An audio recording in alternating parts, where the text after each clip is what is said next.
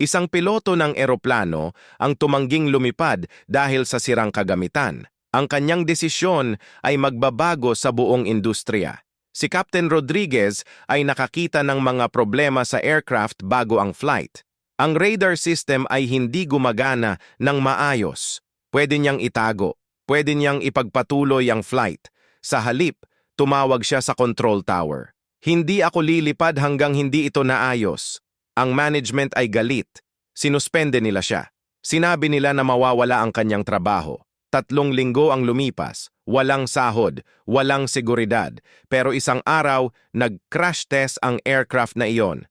Ang radar problem ay mas malala pa sa inakala nila. Kung lumipat si Captain Rodriguez, 200 pasahero ang maaaring namatay. Ang kumpanya ay nagsorry. Binigay nila ang back pay.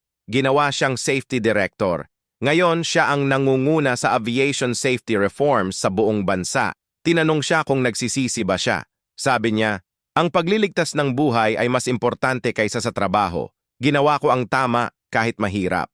Isang desisyon ang nagligtas sa daan-daang buhay.